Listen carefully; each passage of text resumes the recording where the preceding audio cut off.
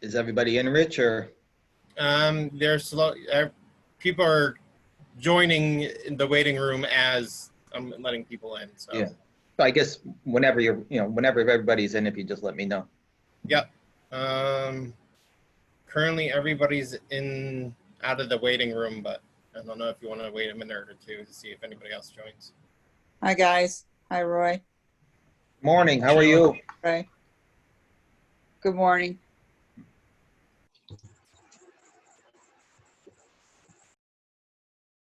How's things in your neck of the woods? You know, interesting. I would say that. Let's just put it that way. Very interesting. It's challenging. It's a challenging time. Yes. Are you guys playing, are you guys having recreational sports? Are they practicing or? Park department isn't part of Public Works. There is a line there, but I would say that honestly, like with coronavirus, we've been having more meetings, as a group. So just, That's good. Osmosis sitting there. They, like youth sports, started up, but like our basketball, hoops are still down and everything. Right. That's us too. And we have, we closed all the public facilities, but they want to practice indoors, and, I just had to shut some down. And shut them down because none of our public buildings are open to the public. Not even City Hall? City Hall by appointment. Yeah. Yeah. So our City Hall is open now. Is it to the public? Yep. Okay. That's good to know. There's no one in the waiting room, right? Okay, you want to, I guess, we can get started. Just working down the agenda, meeting commencement. If we can just kind of have a roll call. Christian, you want to go down the list, or? You're muted. Too many apps open. Sorry. Yes, I will work down the list. We'll do a roll call, make sure we get everyone who has joined us for the day. All right, starting, I'll go town by town, and everyone feel free just to speak up, and we can record you. At the end, if I haven't called you, we'll have a time for everyone to speak up. All right, so starting at the top, Ansonia. Here. Beacon Falls. No one from Beacon Falls. Bethlehem. He's joining right now. Okay. Hi, Len. We just called Bethlehem, so and we see you've joined, so we're going to mark you as present. Good, thanks. Cheshire. Here. All right. And Derby. No one from Derby. Middlebury. No one from Middlebury. Naugatuck. I'm here, and Wayne should be signing in a minute as well. All right, that's a good point, Jim. If you could say your name when I call your town, just so we Jim Stewart's here. Jim Stewart. All right, From Oxford. Do you have anyone from Oxford? See if Kathy joins later. Plymouth. No one from Plymouth. Prospect. No one from Prospect. Seymour. Keep an eye out for Brian. He often joins late. Shelton. Nope. Southbury. Thomaston. I saw Glenn. Yep, Thomaston. Glenn Clark. Yep. Great. Watertown. Okay. I expect Paul a little later. Wolcott. One from Wolcott and Woodbury. All right. Anyone else who I didn't call or who may not be a representative from a town joining for the conversation? Dave Simpson from Waterbury. Oh, Dave, did I not call Waterbury? Sorry. Yep, we have Waterbury present. And you have a generic Public Works signed in. Yes. We get any more information about that? No, we don't have an email. Sure. Anyone else I didn't call? Yeah, that's John Cattell from Southbury. Oh, perfect. Thanks, John. Hey, John, how you doing? All right. And I'm Okay. I'm just observing, Christian. Yeah, I will. We have a number of NVCOG staff on as well. We have Rick Dunn, Aaron Boudris, Joanna Rogalski, Richard Crowther, myself, Christian Meyer. And I see some other one. What about Sarah R? Yes, Sarah from DOT. All right, we have Sarah from DOT. And anyone else I didn't mention? Hi, Christian. This is Joanna Wozniak-Brown from Circa. Great. Thanks for joining us today, Joanna. Christian, I'm on. Mark, Mark Nielsen has also joined us. Okay. my camera's not working for some reason. All the better for us. And Mark and I will be leaving at 9:30 for another meeting.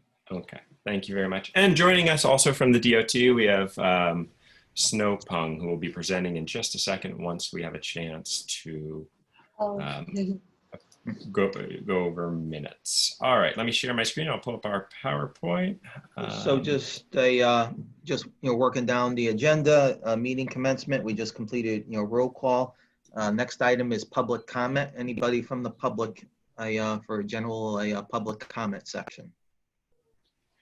Go ahead. This is Joanna Wozniak-Brown. Joanna Rogalski suggested that I just introduce myself because the members of the TTAC might be interested in Resilient Connecticut. I just wanted to let you know, folks, about the Resilient Connecticut project, which is coordinated by UConn Circa, and Circa is the Connecticut Institute for Resilience and Climate Adaptation based at Avery Point for UConn. And Resilient Connecticut is a large-scale vulnerability assessment and resilience planning for climate change for Fairfield and New Haven counties. It's those two counties because of the unmet need following Hurricane Sandy. And we're coordinating with the COGs in those two counties to coordinate GIS mapping and stakeholder engagement, in particular, just recognizing the expertise and knowledge that the COGs provide for large-scale regional planning. The focus of the projects is to try and enhance other issues as well in a multi-solving approach. So the grant application is also going to be looking for projects for housing solutions and TOD opportunities, and that's why this might be of interest to the TTAC committee. Just trying to make sure that we are creating resilience opportunities in areas where there are housing needs or transportation needs as well. So if you have any questions, please feel free to email me. I could give you my long email, but it's easier to just do the nickname email, which is joanna@uconn.edu. So feel free to reach out if you have any questions or would like to learn more. Thank you. Okay, thank you. Thanks for joining us. Next item is approval of meeting minutes for May 19th, 2020. Is there a motion to approve? I'll make a motion. There's a motion. Is there a second? Second it. Glenn from Thomaston. All in favor, say aye. Aye. Aye. All opposed? Motion passes. Next item, speaker. Once again, we have a representative from the DOT, ADA coordinator, engineer. I would say that there is a feature on the virtual meeting to raise your hand, and and certainly if you do have any questions, by all means, I would recommend you use that feature. Snow, if you want to proceed with the presentation. Okay. All right. Share my screen.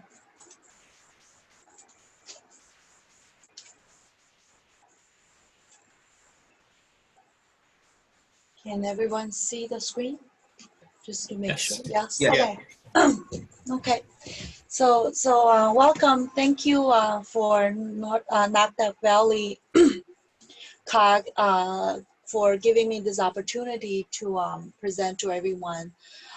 So the main reason I wanted to reach out is that my position that's newly created by the DOT. We want to work together because there's a lot of issue, especially ADA curb ramp related between the state and the town. So let's get started. So a little self-introduction. My name is Xiaoxue Peng, but you can call me Snow Peng. My email is also start with the snow. So like I said earlier, my position was newly established in last year, September. Before that, there's no ADA coordinating engineer within the state of DOT. Prior to that, I joined the DOT back in 2013. I did 5 years in traffic, and I did another 6 months in bridge design, and I'm a licensed PE. A little clarification that, so I'm the ADA coordinating engineer. Now there's also the ADA coordinator. He's Eric Smith. He's the department's equal employee opportunity director. He ministered all the titles, include employment, public entities, public accommodation, and telecommunication. However, he's not an engineer, so a lot of stuff that are engineering related, complaints or issue, he'll forward it to me. So if your town, anything that's project related, design issue, you can directly reach out to me for a faster response. I respond pretty quickly.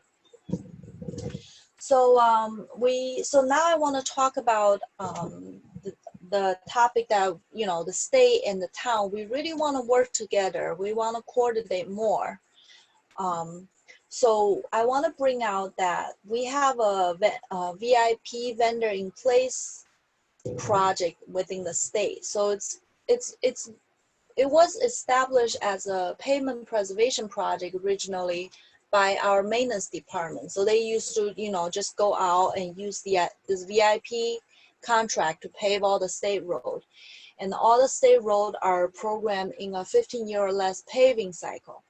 So in 2012, when the Department of Justice have ruled that pavement resurfacing is no longer a maintenance item, it's actually an alteration, all curb ramp that the VIP touches have to bring up to compliancy.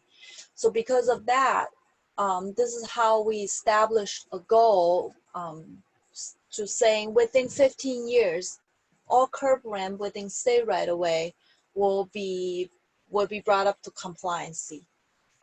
So this goal is listed in the Connecticut's ADA transition plan, which is approved by the Federal Highway. So this is how we came up with the 15 years based on our VIP project, and that will be a main route for the state to construct the curb ramps. However, there's a limitation. So the VIP project was originally established for paving the road, and it doesn't really go through our design offices unless there's some problem. It's just go by our maintenance department, plain and simple, and then they just added curb ramp, and the contractor's been just doing the simple curb ramps, and it's cheaper too. However, if there's things that our maintenance doesn't have in their contract, for example, electrical works, if they have an electrical work, they skip that area. Large drainage issue, they don't address. If there's no existing curb ramp, even if you do need a location to reach the push button, they do not construct, so they just skip over it. There's also other situations like underlying terrain, right-of-way availabilities, because the maintenance, they don't go into title search, they don't request for easement, so they don't really plan ahead. So when they know there's some right-of-way availability issues, they will skip as well. And there's others. And also, our VIP does not necessarily cover all the curb ramp within state right away, because, when they pave a road, they go over it. And then if the joining is a local road and the curb ramp does not touch the paving limit, they don't do it as well. So, Jimmy. yes, How you doing? How are you? I'm okay. How many tickets you want? everything all right? When is it? I think we're okay. Just a reminder to everyone to please Yeah, mute. it is. I think that's You gotta get at least, First Selectman All right, Assard, I can't perhaps? raise the hand page for some reason on my screen for now. So, okay, so back to this. So another problem that we encountered greatly is about granite curb or decorative sidewalk. Now, granite curb and decorative sidewalk, they're not included in the contract item within the VIP project. So when we encounter this, normally we'll just replace it with concrete. Including granite curb, we do not reset granite curb as our VIP project. So for decorative sidewalk, most of the time, our maintenance office will notice that, and then let me know, and I can reach out to the town, or our maintenance office will reach out to the town directly on this location, say, hey, this location is not compliant. We're gonna replace with concrete unless you tell us not to, and you guys are coming to replace it. So in these situations, we just need to coordinate more. I just bring up this topic to keep in mind that, you know, the state is flexible. Sometimes if you want to keep your granite curb, let us know. We'll try to maybe save it for you. We have to just figure out the detail, who holds the stuff, who delivers it, and then storage. But the state, we do want to mention that it's this from our lawyer, that in case law, sidewalk provides a local function or service and therefore should be maintained by the local communities. And in the past case, most of the lawsuit regarding sidewalk or curb ramps are targeted to the municipal or the local residents or the local store owner, stuff like that. The state doesn't really get sued except if it's in a state parking lot or in a state facilities. So if even it's within state right away, it's still the town or the municipal need to be responsible for it. So now I want to go back to the main topic, talk about the American with Disability Act. This is the 30-year anniversary. In fact, it's just July 26th. That was the anniversary date, 30 year. So I want to emphasize the 1990 American with Disability Act is a federal civil rights law that prohibits discrimination against people with disabilities. Under this law, people with disabilities are entitled to all of the rights, privileges, advantage, and opportunities that others have in participating in civil activities. In the 1991 ADA regulation, public entities with 50 or more employees were required to develop an ADA transition plan detailing any structural change that would be undertaken to achieve program access and specifying a time frame for their completion. So this ADA transition plan is not only to establish a goal for your own municipal, it's also a protection. What happens is if you got a lawsuit, someone sued you over this curb ramp, right? And then the DOJ come down saying, you know, what happened? You have no proof. You have no record on, you know, when you're gonna make this compliant, and then you don't have any documents saying why this wasn't compliant in the first place. The DOJ will penalize you very harshly. And if you have a time frame, say, oh, this is in our 3-year project, or it's in our ADA transition plan to complete it within 15 years, for example, then the DOJ will come in with a less harsh penalty, and then, you know, so it's also something to cover yourself. So the DOT, we had our ADA transition plan, it's been developing since 2007. It was finally approved last year, October. And we also established a mailbox. It's dot.ada transition plan at CTDOT.gov. And we do accept complaints from the public or municipals, anyone, and this mailbox goes to our Equal Employee Opportunity Director, which is the ADA coordinator. See if I can do this. Can you guys see my screen or is still the PowerPoint? Is it I the can see your website? yes. Okay. Okay. So you go into the main page, ct.gov/DOT, and then you go, there's a tag, American with Disability Act. Inside there, there's the notice, there's the complaint procedure, complaint form, and this is our approved ADA transition plan. You guys can take a look. This is the mailbox, and we have some dashboard to show our compliancy status.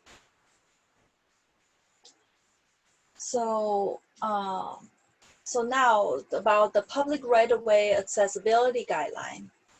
So in last year, we have issued an engineering directive to tell all the designers that the state of Connecticut are using PROAC as its latest design guidance. So PROAC stands for Public Right-of-Way Accessibility Guideline. Even though it have not been officially adopted by Department of Justice, the Department of Justice adopted ADAC, which is ADA Accessibility Guideline. That guideline was originally established for maintaining buildings and on-site facilities. So, for example, parking lot or parking lot access to a building or within the building. It doesn't really address a lot of right-of-way issues. So, for example, in the picture above, below on the left side, that was based on ADAC because it has a cap on the slope requirement and the ramp requirement. And it doesn't really, it's not really suitable for public right-of-way. And then on the right side, it allows it to match the grade, the slope of the road. So PROAC is more suitable for public right-of-way, and the state, we require all the design to meet PROAC, and if it doesn't, ADAC can come into place. Also, we have a technical and feasibility form. So I know a lot of towns in the past that, you know, they have a location where it can't be meet compliant because there's utility pole in the middle of the sidewalk, and you know, they can't do anything about it because they can't relocate a utility pole within the scope of their work. So they just skip this area and they wait and wait and wait. So in this situation, we do have a form. It's in our engineering directive. You click on the link inside, and then it bring you to this technical and feasibility form. You can, within state right-of-way, or you can even use it to document your own town's special situation. You listed why it's not compliant, what's the best you can do, and you can submit it. If it's within state right-of-way, you can submit it for us to review, and then if it's qualified for technical and feasibility, we'll approve it. And then you can just continue without, you know, stopping at this one location. This is not only a request for review, it's also a documentation process. Like I mentioned earlier, if you get a lawsuit, if you have this document saying why it wasn't made compliancy, it's very likely the DOJ will penalize you less. And then if it's approved by the DOT, we also stand and to defend your design as well. And then we're overseen by the Federal Highway. So some examples that I do. So if you have, for example, this is a location where they are having problem with the transition, you know, they can send it to me and I make some comments and figure out some resolution. This is a location where they have a very steep slope, even though PROAC do allows your sidewalk to meet the grade of the slope. But we do, you know, you can send it to me, I take a look. For example, this area, when you come down a 15% slope into the river, I told them, you know, you should at least consider a crash cushion in case, you know, the first thing people come down with a wheelchair, they're gonna see, where am I gonna head down to, a rock or a river? And I also told them to build some landing area in between in case, people don't want to go all the way down. Other situation, for example, here, a town, they come to me, they said we can only have 25 inches clearance and the property owner won't grant easement. And 25 inches is really not enough for any wheelchair to cross, so it's a wall basically. So I told them to build a ramp prior to the pole, so at least, this is Route 1 and you have less than 1 feet of a shoulder. At least this way, the wheelchair person doesn't have to go all the way back to come back to the shoulder and travel again on this Route 1. So this way, you just have to get around it. So those are some of the technical and feasibility that we can approve and make a little bit effort to make this situation better. Now this is a curb ramp collector app that the DOT is working on. It's to be released in summer. We're currently testing it. So what happens, we build an app to capture some of the information of the curb ramp and we store it in a master database. So our plan is once this is finished, okay, it will align with our VIP routes. So once this is fully established, and then when we're paving a VIP route, we know exactly location, which curb ramp we will do and we will not. And we can send this data to the municipals, have you guys take a look to see if there's anywhere that you guys are doing or anywhere you want us to do. We can always work that out.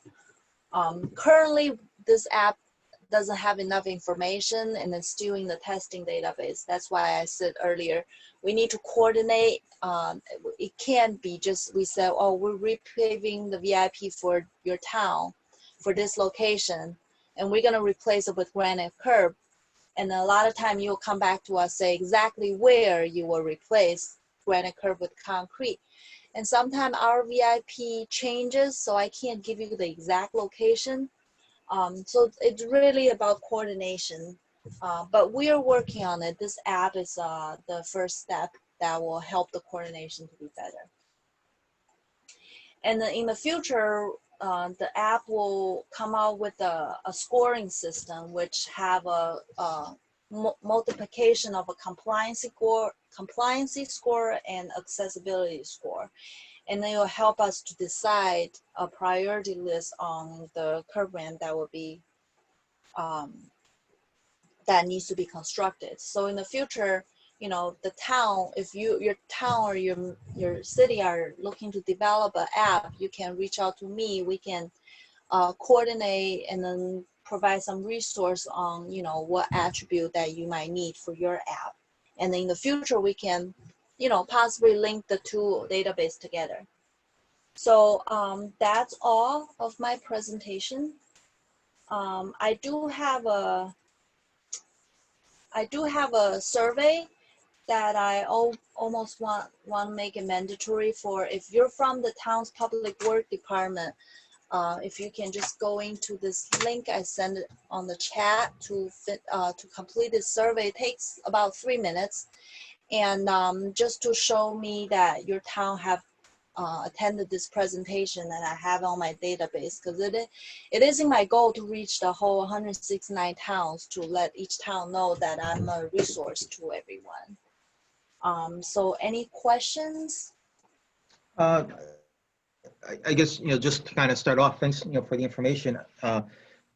So I'm the director of public works, for Bristol. And I would say that when we pave local roads that intersect with state roads, we're required to get a DOT encroachment permit.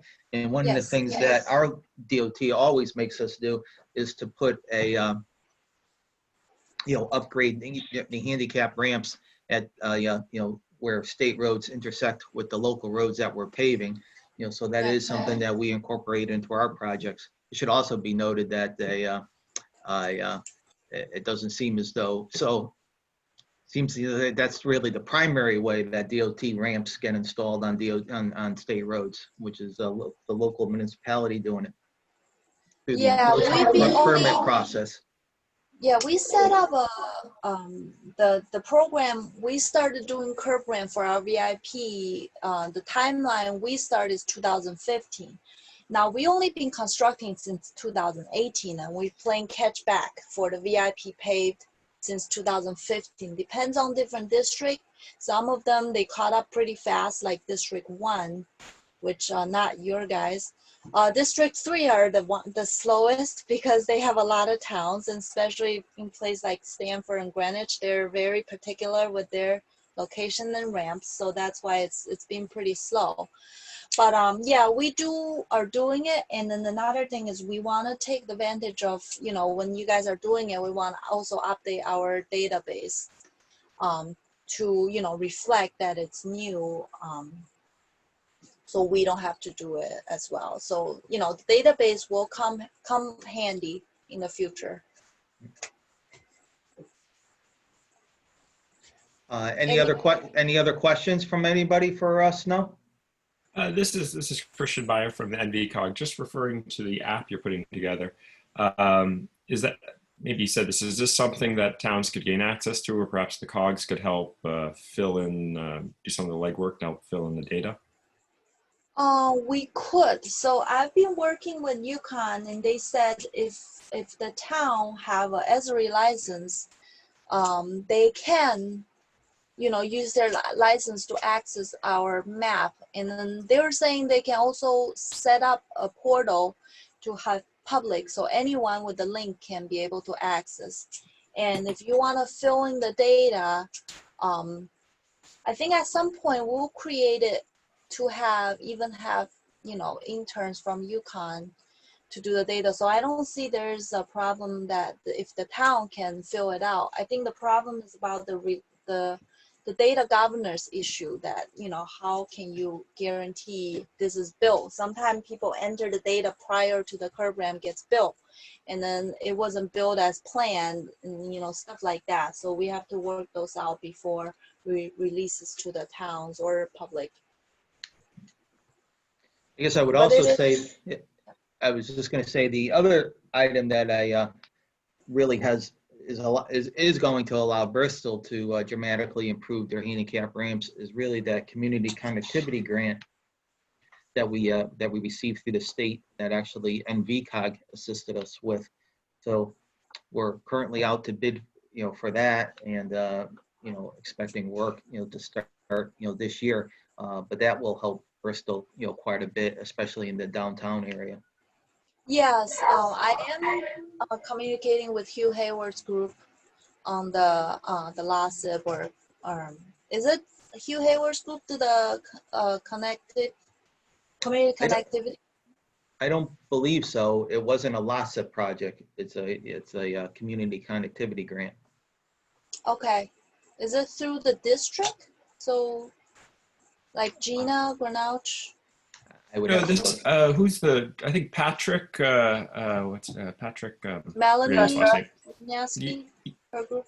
originally she was part of it. I don't think she is currently. Sarah Okay. actually may have the answer. Yeah, Patra Zapeka. And it's probably, it was under Dave Elder, but now Dave Elder's kind of moved up, but it's still under Dave Elder's staff. Okay. Okay. Yeah, I am in communication with them as well. So, you know, anything you need to coordinate, they, you know, they will let me know, mostly for design issues. And then if there's stuff that you want to coordinate with other engineering office, I can step in as well. Okay. Any other items for Snow? Once again, thanks for the presentation. Moving on to the next item. Can I ask, Ray, can I ask one question? Yep. We have a project ongoing now, a LOTSA project, and several of our intersecting roads are coming in at a very steep 10% plus grade. And there's no, they won't meet the required ADA cross slope. Although the ramps may meet it, when they go across the pavement, they'll be at a probably an 8% cross slope. What would be recommendation for a situation like that if you really can't regrade the road, because you'd be pushing the grade of the road steeper? PROAC does have language to allow exceptions for cross slope for certain situations. I can copy and paste it on chat if you want, or you can reach out to me later. Where could we download a copy of the regs? PROAC, Yes. if you just go to Google search PROAC, Okay. and then usually it's the first thing that pops up. Yeah, I did, and it led me to like 100 links. Yeah, Kristen, do you mind maybe after the meeting, maybe just getting a copy of that and forwarding it to everybody? Yeah, I will coordinate with Snow. I wanted to ask Snow, can I share your presentation as well with the group after? Yeah, I sent you earlier a presentation slide and presentation handout. And inside there, I do have a link to the engineering directive, which was in my presentation. Those, let me just share my screen real quick. So this one I send it to Christian, and then he will send it to everyone after the end of the meeting. In here, this is the link to the ADA transition plan. This is the link to the engineering directive. Inside the engineering directive, you have the link to the technical and feasibility form, and PROAC and ADAC. I think ADAC is in there. So you'll be able to access it. And my contact's on the top, so any question, just feel free to contact me. Yeah, I'll include that with the meeting report so everyone will have access to that.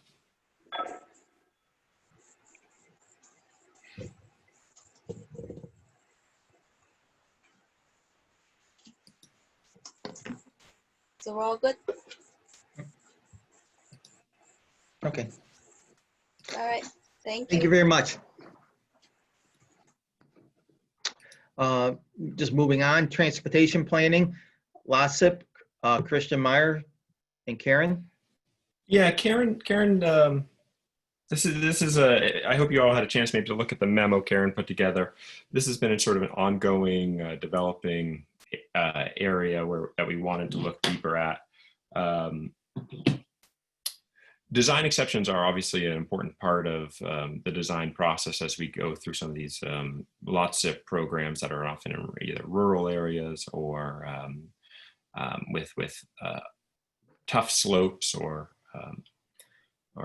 hard, difficult geometry, or urban areas where you have a lot more properties and uses right up abutting against the road.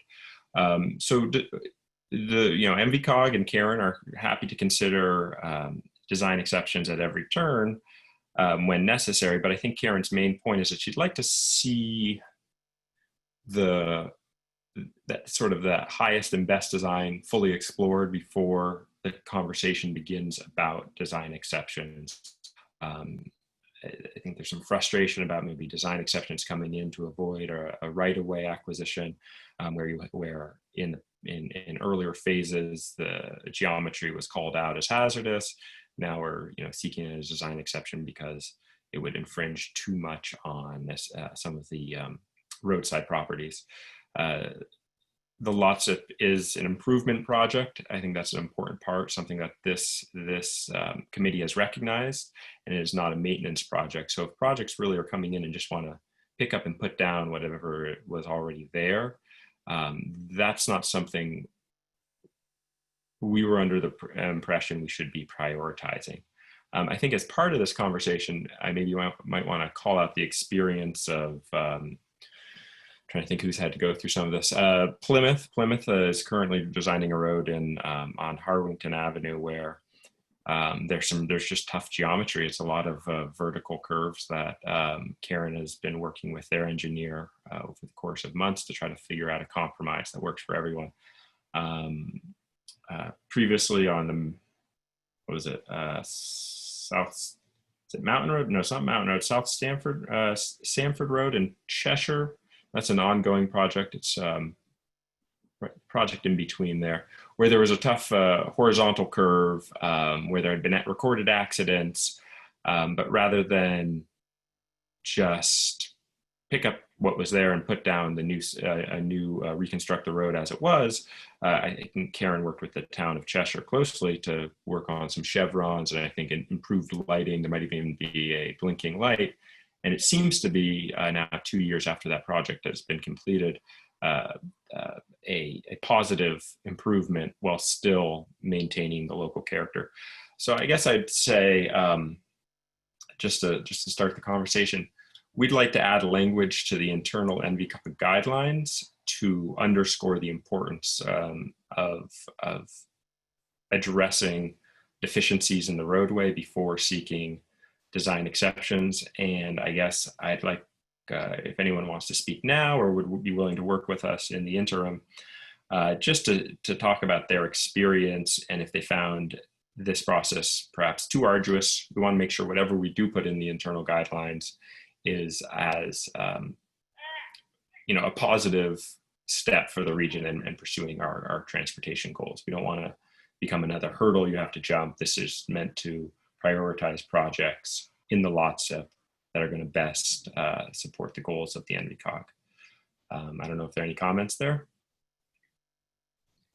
I mean, I personally, I understand, NVCOG's, staff's, position, and to a certain extent, I support it. Just for example, in Bristol, historically, Bristol doesn't really have a, appetite to do like an adverse, take to improve, horizontal geometry. So on our roadway, reconstruction projects, and one that we're even going to be, moving forward, through, LASIP, we would look to do horizontal realignment within, the right of way, which, quite frankly, would, improve it, but we wouldn't, in general, do an adverse, take. We would go. Our process, would be to, at a minimum, improve horizontal geometry, within the roadway, right away. We would approach, the property owner, but ultimately, unless they were agreeable, we wouldn't go through like an adverse possession through our, city council. Bristol's just, has a couple bad experiences, years ago, and it really has absolutely no stomach to adversely take, property. So let me just pose a question. So let's say we're looking at the road, we look at the driver behavior on the road, we see people are going 85th percentile is 45 miles an hour. We compromise, the geometry is, without taking a take, puts us at, say, a 35 mile an hour design speed. What are your thoughts on sort of that rebuilding a road to make it perhaps a situation where cars may drive even faster or creating an unsafe situation? Does that make sense? Yes. So I mean, to me, Bristol almost happens to have the perfect example, which is, the next, LASA project that we're going to be, looking, to move, forward, which is a local section, of Wolcott, Road, which literally has a S curve. So we would minimize the S curve, by, realigning the road. We would, through the design process, we would have, one alternative to, straighten the road, quite frankly, alternative with no design exceptions. We would go through contact, the property owners, but if there is resistance, we wouldn't move, forward with, property takings. We would look at, improving the geometry by keeping the road, within the right of way, which, most of the time, is a significant, improvement, but, sometimes still doesn't meet the design standards. Okay. I know Charlie's on there. I don't know if he has access to a microphone, but I'm going to try to call him out and just his experience with Harrington Ave. I don't know if that process has seemed overly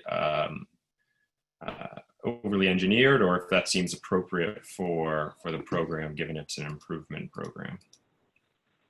Sure. Can you hear me? Yep, we hear you. All right.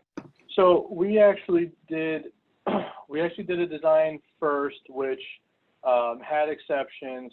We have a section of road with a pretty significant vertical curve, a sag going right into a crest, and we were looking for exceptions for both the sag and the crest.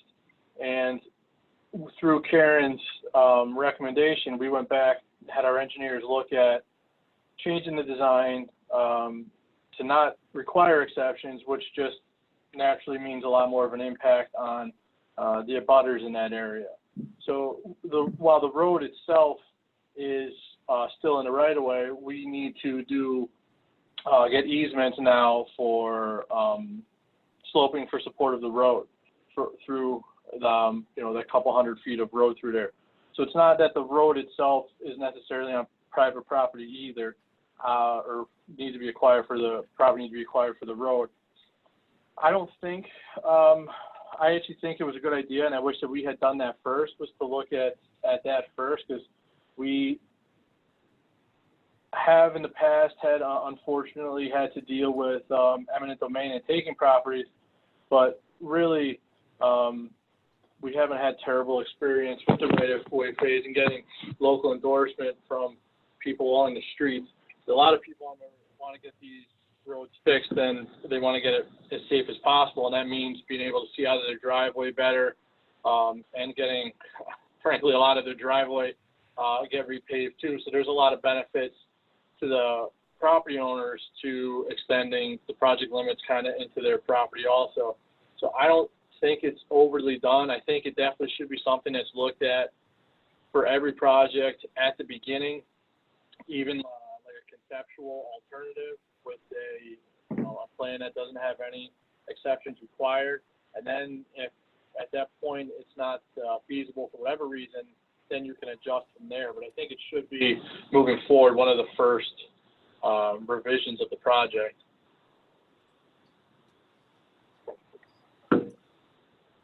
All right, are there any further comments from anyone on the group? My suggestion would be that we kind of begin playing around with some language and distribute to the group, and those interested can get involved in kind of steering us forward, so that if we bring something before the committee, we have buy-in prior to that.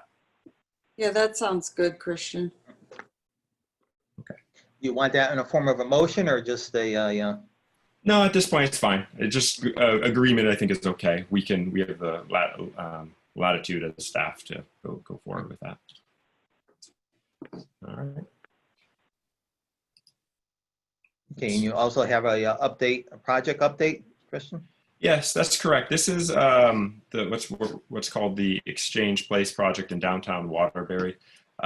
This is a project that started on East Main Street as a follow-up, pedestrian improvements and roadway reconstruction along East Main Street in support of ongoing drainage work that was being done in utility, perhaps more broadly, and I'll let Waterbury speak up if they have any interest.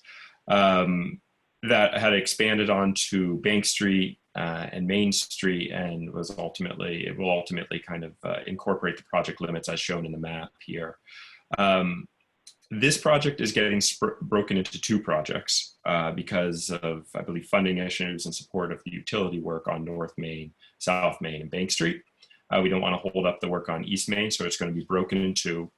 And at some point in the future, we will bring forward the new project, which will be for essentially the roads that I've highlighted in red. That'll be a new project coming forward. But I just wanted to update the committee on this project and kind of give them a preview of what it's going to look like going forward. Now, is there any portions of those are all local roads? Those are all local roads, yep. Grand Street, which no work was programmed to be done on, is a state road. It's what they call service road, or no, state road. But the rest are all local roads.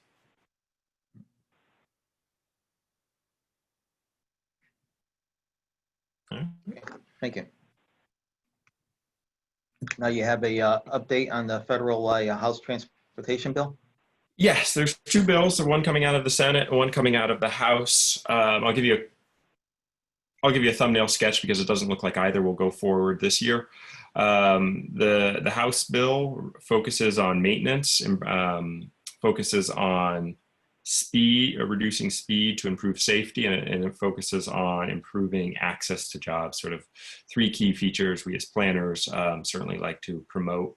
The bill coming out of the Senate, Environment and Public Works Committee, is really more of the same, which has some shortfalls, but I think broadly we're all pretty happy with the way the FAST Act has gone. So I think there's no bad outcomes, but the House bill certainly gives us a little more leeway. And I could dig into more details on how it affects the MPO, but I want to say it gives more allocation of funds directly to the MPO as opposed to through the CTDOT. So that would give us a little more local programming, similar to the way we approach the TAP program now, the Transportation Alternative Set Aside. That being said, it looks like we're going to see an extension of the FAST Act. It does not appear that either of these bills will go to be voted on this year. So I don't know exactly what that would look like, but it'll be more of the same. Second sort of update is streetlight data. We renewed that for another year. We've done work with a number of communities. We're going to try to do a lot more regional work going into the fall. But we still have access to it. So definitely, if either through your traffic, through your police department or your local engineering department, if you need data about either speeds or volumes, or even doing turn counts, origin and destination work, don't hesitate to get in touch with us. We like to make sure that we are getting our value out of that platform. I would just like to say, from Bristol's perspective, we appreciate NVCOG's help on a couple projects, and that the data you provided through that service was very helpful to us. Glad to hear its value. All right, next item is an emergency management update from Joanna. Hello, can you all hear me? Yes. Yeah, we hear you. Okay, great. What I'd like to talk to you today about is this enhanced regional shared resources database. This was actually something that the Regional Emergency Planning Team 5 in Region 5 had proposed as part of the fiscal year 20 Homeland Security Grant Program. Unfortunately, we had a meeting, the unfortunate part was not that we had a meeting, but that it was voted down, the proposal to have this regional shared resources database. What this would have done, if you just give me a moment, let me bring up my notes. Oh, geez, of course, when you want something, it's not there. So, okay, so what it wanted to do was those types of resources that are held by more than one town, shared resources like variable message signs, light towers, command trailers, sheltering trailers, all of these types of things, they would be put on a map and people could know, people meaning the emergency management directors and also public works directors would know exactly where they would be at any given time. That project was estimated to be $25,000 through a consultant. Unfortunately, that was not chosen as one of the funding projects for fiscal year 20. However, it may be brought forward in the next year. So I just wanted to let you know about that. And if you do have any interest in it, or if you do have a support for it, please let me know. And that's all I have right now. Okay, thank you. The natural hazardous mitigation plan is Aaron has some information. Yeah. Good morning, everyone. I just wanted to give a brief update on the Regional Hazard Mitigation Plan, or HMP. The COG received a FEMA Pre-Disaster Hazard Mitigation Planning Grant to conduct a multi-jurisdictional natural hazard mitigation plan for all 19 COG towns. And as you know, hazard mitigation plans must be updated every 5 years to qualify for federal funding for mitigation. So this plan will satisfy that requirement for all towns, and it'll also align the renewal schedule for all 19 of our towns. We have Malona and McBroom under contract as of last week, and we're planning a kickoff meeting with your CEOs in the next few weeks. They're going to be asked to select a municipal project coordinator in each town to serve as the main contact. I'm sure that some of you will be tapped in that role, and if not, you and your staff are going to be, probably heavily involved in the process. So following that, there's going to be a kickoff meeting with the coordinators, and then MMI is going to start setting up individual meetings with town staff in your towns. All the meetings and public outreach at this point, we're assuming are going to be virtual. And we did hear, the federal funding required a 25% match, and we did send out invoices recently for the first half of each town's required cash match. We did hear back from a few of the municipalities that were a little confused and didn't remember sort of signing up for that. But we just want to say that, going forward, we are going to be tracking time, staff time by NVCOG and staff time at the municipalities to be used as in-kind to offset some of the remaining portion of match requirement. So you're all going to be hearing from your CEOs and MMI soon about this project. So please stay tuned. And if you have any questions, you can contact me. Thank you. Okay, thank you. Any questions for Aaron? If not, a municipal shared service update from John DiCarlo. John is. Good morning. Thank you, everyone, for being here. There's about a third of the towns represented on this call that participate in the household hazardous waste collection program that NVCOG does. I want to just briefly touch on something that everyone's going to receive later today regarding the next household hazardous waste collection event, which is scheduled for September 26th in Ansonia. A couple weeks ago on the 18th, we had a record turnout for household hazardous waste at Crosby High School. The most we ever had previously was around 900 cars. We had about 1,200 cars come through. We're concerned about another record turnout possibly showing up in Ansonia and them not being able to handle it because in Waterbury, the wait times were 60 minutes plus. And we were concerned about traffic issues on local roadways. Our vendor, MXI, had told us that they're seeing near double turnout at all events this year related to both COVID-19 and the initial 2020 collections being canceled. So what I'd like to hear thoughts on any of the members who participate in the household hazardous waste program is we have options to try and address a high turnout, a really high turnout like we had at Crosby High School a week and a half ago. One would be holding an additional collection this year with an eye towards limiting the eligibility of that event to Upper Valley towns and limiting the eligibility of the September 26th event to Lower Valley towns to reduce potential overcrowding. The caveat to that is this is the earliest a Saturday event could be held would be the first weekend in December. We've never held an event later than Veterans Day weekend because of the potential impact of winter weather. Friday or Sunday events could be held in September or October. However, most, would have potential public turnout issues and town representation issues if we were to take on a Sunday for sure. So that's the option one, to have an additional collection event under those circumstances.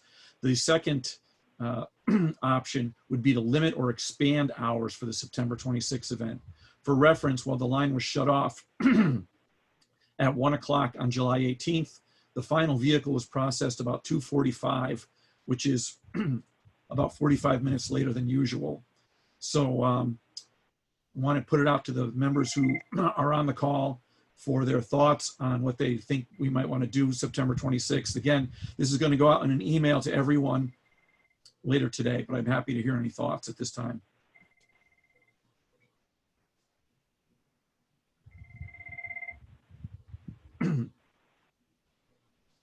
Okay. Bristol doesn't participate, hasn't, this year, which is why I have no comment. That's fine. And we're going to put it out with a deadline date of the end of the week to hear back from members, or we're going to continue with what we have planned. But that's what we're facing. So if anyone has any questions on this call and wants to get in touch with me, please do. Once again, Bristol doesn't participate. Just a question: is there an increased cost even from the vendor if the event was to occur on Sunday, or is that a viable option? That's a viable option to do as an additional collection. I wish I had a glass of water. The vendors told us, and I assume they're also Bristol and Plymouth's vendor at this time, MXI, it would not be an additional charge to do it on Sunday. What you potentially run into is participation from towns if they would send their representatives. You guys are doing it with 1 or 2 towns, so you could address it easily. But I know that I've heard that some of our towns might not want to send somebody on a Sunday, or there would be a different type of participation there. But the vendor is fine with doing it on a Sunday or a Friday. This is John Cattell. If you start breaking from Southbury, if you start breaking up into smaller groups, you're gonna have enough support from those towns, because you're not gonna expect ones that showing up that aren't having their residents go. That's a great question, John. We would have less towns, but we would probably need less line staff from each town, because say we have 15 towns participating now. Say we had 7 and 8, we'd only have 7 or 8 towns participating. So as long as we had a representative from each town that was participating in that collection, we'd probably be fine. Thank you. Thanks, John. And again, this is going to be sent as an email to everyone with a response. We'd like to hear back from everyone by the end of the week, so we know what the town's feeling is on it. We are concerned that overloading the streets, we did okay in Waterbury, but we also had moved it to a location that could handle much bigger turnout with anticipation of more towns. We didn't anticipate that we'd see double the amount of cars coming in because of COVID, but now we know, and that's something we want to put out there before, long before we hold this event, that this is what we're facing. Was it, John Cattell again from Southbury, was a big turnout? Because when you get into the cities like that, and I don't know if was Waterbury's first big one that they hosted for quite a while, I would expect you'd have a high turnout from Waterbury. Have you been able to break out the participation from towns yet, or? Sure, and it's a good question. Typically, the first event of the year is the highest, no matter where it is. Ones that are held in a city like Waterbury, which is the biggest city in this region, are also high. However, we held one with the 10 towns that were participating in July 2016 in Waterbury in a smaller location. And I think the max we had was 600 plus cars at that event.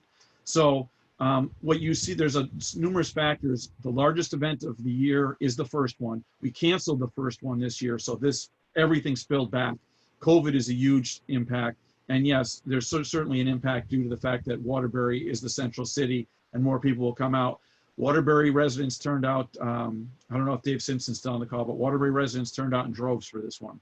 There was a lot of, we didn't have a bigger volume in the actual, proportionally bigger volume in the household hazardous waste that was taken in. There was a high volume of paint, which we don't pay for, the paint care program pays for. Even though we had a high number of cars, it wasn't disproportionately number of expenses. It was higher with the cars, but it wasn't like double the amount of household hazardous waste disposal expenses for this event. And so it's Dave Simpson. Yes, this was actually a tremendous event, and twice the number that we had the last time we hosted it. But we're seeing similar, we think related more to COVID, whether it's hazardous waste or bulk collection or even MSW and recycling. Everything is up, we believe, partially due to the number of people that have been working from home and actually have more time to do things that they haven't done for the last few years. Thanks, Dave. What MXI has told us is they're seeing double, and it's due to the fact that the first events were canceled and the fact that people are home. And I concur with Dave that we heard from other towns that say they're up in disposal at their transfer station. So people are getting rid of stuff because they've got more time and or they're doing more things at home. So this is a different year than probably any other year, I hope, than any other year we're going to see again. But it's something we need to put out to the towns for the potential of overcrowding. Waterbury did well. We had traffic backed up far for most of the day, but we did okay with it by shutting off an hour early. And thank you, everyone. Like I said, I'm going to be sending out an email later today to get input from everyone on what the towns that participate, what they'd like us to do. Okay, thanks, John. Just moving on to next item, which is what works, what's working, what's not, a roundtable discussion. This is, typically just obviously opportunity for communities to share issues they have going on. Certainly from Bristol's perspective, the biggest issue is, still remains COVID, although I would say from Public Works perspective, things have definitely, stabilized or maybe the new norm. The workforce has been back since so all, Bristol employees, are back. They have been since shortly after the 4th of July. Our Public Works operations, I'm still shifting the start and stops time for a couple, divisions just to decrease density at that facility, but they're working the full day, just staggered, shift. And City Hall has been opened, since, after the 4th. Public Works itself has been, utilized to do a pickup of various deliveries of PPE available through the state. And we have been participated in 2 food distribution events that we ran out of our Public Works facility. So that's what's new and ongoing in Bristol. I don't know if anybody else had any other items to share with the group.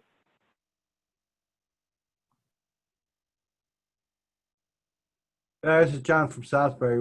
One of the advantages with the COVID that happened was our park rec fields finally had a chance to rest a little bit. We get a lot of use in our ball fields throughout the entire year. So we were able to, with the COVID going on and restrictions, be able to do some seeding and let the grass grow a little bit, which helped out quite a bit.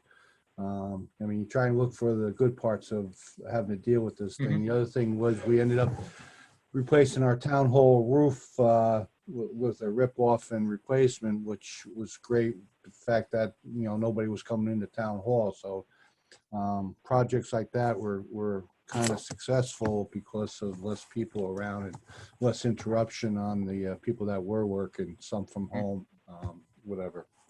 One of the things I want to follow up with, I know there was a question near that kind of went out about tip rates and recycling rates and everything else. Did we ever get a spreadsheet report of who's paying what, doing what? I'll leave that to whoever worked it. I'll answer for now, John. That was something Leslie Berwin was coordinating for us. And I believe it was tabulated, and we'll be in touch on that going forward. I believe it was tabulated, but none of us have it here on this meeting today. Okay, thanks. I guess just as a follow-up to that, I would say that, in Bristol, none of our public works projects have been directly adversely affected by COVID in the sense of, like not being able to, obtain, materials. I would say that some of our trucks, that we had placed, orders for are getting, hung up. Literally, I have 2 automated rubbish trucks that are stuck in Canada because a Canada vendor is involved. But other than that, COVID hasn't delayed any projects that we're trying to move forward with.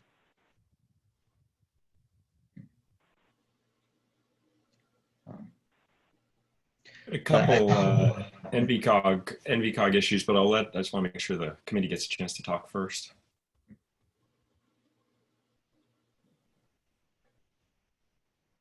All right, Aaron, I think you can go forward. Sure. I just wanted to check in quickly with everyone to see how everyone's faring with the MS4 permit compliance. I know there were some major deadlines that just passed July 1st, including determining your baseline, directly connected impervious area, developing a retrofit plan, and detailed system mapping. I don't know if everybody is doing all right with that, or if you all need assistance. And just to, give you a refresher, we have provided assistance to towns, and we're still available to provide assistance for system mapping. We've set up several towns with online maps that they can go out and map their systems with. We also provided public outreach materials through the River Smart program, and you can find a link to that on our NVCOG MS4 webpage. And we've also conducted local regulation reviews for each town, and we sent them to the towns, but if you need another copy, let me know. And John DiCarlo and I have sort of explored some other potential regional assistance or programs that we could help assist compliance with, including like stormwater collaboratives, which have been pretty successful in Massachusetts, and maybe a regional staff training program or something like that. So I just wanted to throw that out there, sort of see how everybody's doing, and maybe think about ways that the COG can be of further assistance in that effort. Once again, I guess just from Bristol's perspective, we feel we're in good shape, but maybe one service we could provide, you could help us with, is if we reach out for you, maybe set up a virtual meeting, Bristol staff can kind of review where we, sit, and just kind of, have you review it, I guess to confirm that we're in decent shape. That would have value to us. Okay. Yeah, I think that's a great idea. If you could do the same for Ansonia, we'd appreciate it. Okay, I think we've discussed actually sending around a quick survey with some potential ideas, but yeah, that's definitely a good one. So yeah, you can reach out directly to me to set that up. Okay, thanks. And for the regional safety report, some or most of you may have recall meeting with VN engineers probably 6 months back, certainly early spring, no, late winter, late fall, sorry, who were completing a regional safety report for the department, but they're doing it planning region by planning region. So it's the NVCOG regional safety report, but it is not overseen by NVCOG. We've just received that the draft of that. We'll be reviewing it in-house, but I wanted to circulate it to all of our communities, so you can look at your section, make sure the analysis makes sense given what you're seeing on the ground. This report will be important towards future programming of federal safety dollars. In the past, there's been the Local Roads Accident Reduction Program. It's very likely that that program will start relying very heavily on the recommendations that came out of this report. So we want to make sure these are the locations, whether it's street segments or intersections, that you want to see addressed. But I will circulate that probably in the coming week. Okay, thank you. Any other items to come before the committee? I guess a motion to adjourn would be in order. John Cattell, Southbury, motion to adjourn. Is there a second? I'll second, Ray. All in favor? Aye. Aye. Well, thank you very much for attending. Motion passed. Everybody enjoy their summer. Thank you. Thank you all for attending. Bye. Thanks, guys. Bye. Ray speaking. Good.